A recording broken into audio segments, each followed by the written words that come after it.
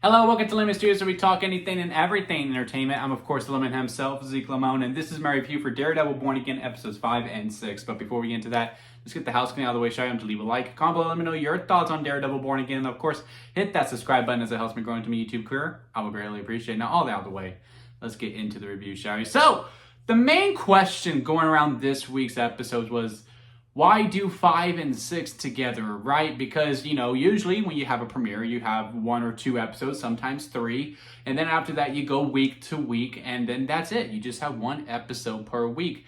So everyone was really worried and confused as to why 5 and 6 were being released together. A lot of people worried that episode 5 was going to be bad, and they were going to redeem themselves with episode 6, and maybe they knew that to a degree. And I would say that they knew episode 5 was going to upset a lot of people. It's by no means bad. And from what I understand from what I saw online after the episodes were aired, is that, I was very surprised that episode 5 was received well, much more than I thought. But overall, a lot of people don't seem to like episode 5. While episode 6, everyone's like, pure cinema. Because one episode 5, doesn't really impact the whole overarching story that they are trying to tell, while episode 6 very much is. Episode 6 is the one where he gets back in the suit. That fuck it line was so good. There goes that. But hey, I'm a small channel, so maybe I'll get away with it. But when he drops that F-bomb and he puts the suit on to go save that little girl who's going to become White Tiger shortly, it was a really nice moment, and everything going on with it too. Everything, the intercutting between Kingpin and Daredevil, like at the beginning where Kingpin's doing his Kingpin thing again. Like, he's like loving it. He's loving going, now you're going to make it 2.8 million and you have until Friday to pay up, and putting the button on him saying, get him out of my office, while Matt's girlfriend's talking about how vigilantes, why they wear a mask, what's behind the mask, can give me an interview with the Punisher. The intercutting between that was really good, and also the final fight as well between Matt and Muse and Kingpin and Adam. His wife's affair partner. So that was really, really good stuff all the way through. But I want to spend most of the time in this review, if I may, really defending episode 5. Because, yes, by all means, you can call it filler. I'm not going to argue that with you, because, the definition of filler is it doesn't impact the whole story. It was just the runtime to reach the episode amount that you wanted. And if I remember correctly, I do think this season was supposed to be originally much longer when it was first announced, but then they did the whole rewrites, like, no, 9 episodes is fine. And do I want a lot of these? I really don't know, but to me, this just felt like standard television again, that I haven't had in quite some time. And I've actually been complaining about it to a friend recently, like, man, I miss filler episodes. I miss just the day in the life. I miss when the characters are just hanging out at an amusement park and a slight inconvenience happens, they lose something, and they have to spend the rest of that day trying to find that said thing, and then they all become much closer in the end, and the random comedy character goes on this big quest where he becomes very important, like he becomes king of the amusement park or something like that. Those types of episodes, even though they don't have impact on the overarching story, they make you care about the characters. They are character development. They are to make you more attached, so that when we do get to these big moments later on the show, it just means that much more, because you want it to succeed, because you've seen them in small situations as much as big situations. Now, by any means, what Matt Murdock went through in episode 5 with the bank heist was by no means a small feat, but a small feat.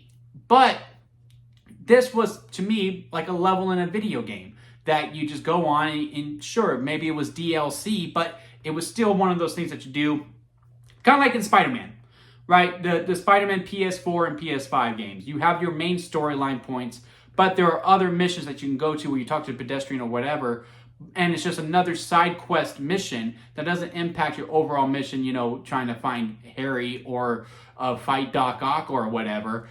But you still get more attached to Peter because you see how much he cares about the neighborhood.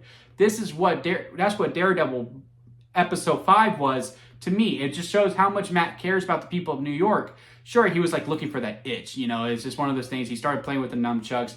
I'm not going to put the suit back on. But, you know, if there's some trouble, I might just find myself going back into there. Goes to the bank. It was cool seeing Kamala's dad again. I like the back and forth between him and Matt had. It was also nice to see him in a whole other environment where it's not just heightened, and like comedy is the main attribute when it comes to the show, because both Miss Marvel and the Marvels was, you know, mainly comedy driven, I would say, while this is much more drama driven. But yet it still very much felt like the same character. It didn't feel out of place. I was happy for his inclusion within the show. And then sure enough, some bank robbers come in.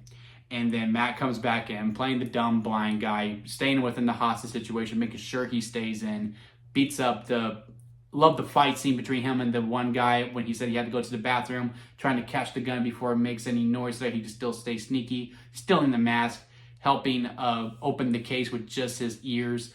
And just everything that we did in this episode, I absolutely loved. And again, it was just one of those days. It's the day in the life. This is sometimes what a hero has to do. And yeah, bring on more. Again, I don't know if I necessarily need like 5 of them. Because again, I think originally we were supposed to have like 17 episodes, maybe 18. And I don't know how long you could stretch a story for 17 episodes. But, you know, if you have a lot of filler in it, then yeah, maybe at that point I'm like, okay, come on, let's get this going. I love hanging out with these characters, but come on, let's go. But hell, 2 to 3 per season. And especially if you do it this way, this might be the way to do it. Now, I will say, if this was the only one to come out, would I be having more of a problem with it? Because then I just feel like I wasted a week.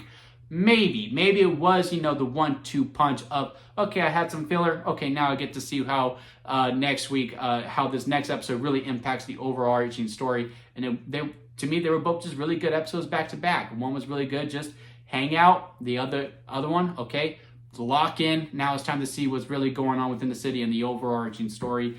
Again, I don't think we're going to have another one like that because I think we only have 3 episodes left. It's only 9 episodes, right? But yeah, if it's only 9, then yeah, I think it's time to really lock in and just focus on it now, especially since he has the suit back. As for episode 6, some things I liked in it. Again, the intercutting between Kingpin and Daredevil was really, really good.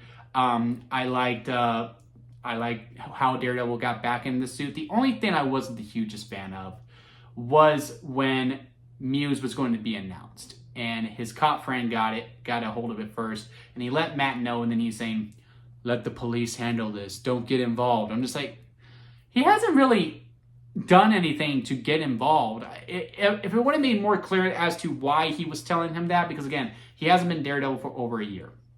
So if he was to be like, look, you know, I know you have the itch. You were in that hostage situation, willingly, I may add. And then, of course, everything that happened with the case with White Tiger, how he got in that fight with those cops. Yeah, if he was to bring those up, then maybe I could swallow a little bit better. But that just seemed like such foreshadowing by God. He's about to become Daredevil. He's about to become Daredevil again. It just didn't feel natural. I just don't see why that character would say that line to Matt for the most part. But again, everything with episode 6, I did thoroughly enjoy. I like the conversation he had with the young girl. I think she's a phenomenal little actress.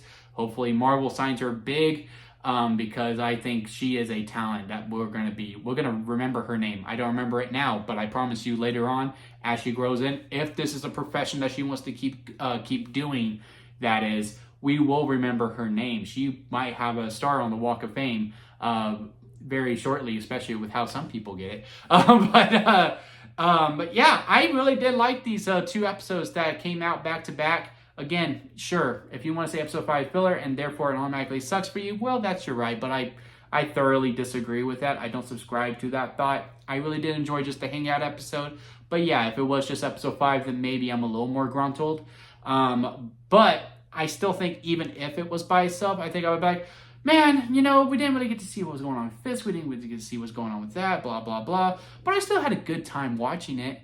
But with the 1-2 punch of episode 5 with the day in the life, and then episode 6 with the pure cinema, oh, this was a great week for Daredevil Born Again. But what did y'all think about it? Let me know down in the comment section. Leave a like if you made it this far within the review. I do greatly appreciate it. And hit that subscribe button as we do continue on this road together. Until next time, guys, I'll see you here at Limit Studios.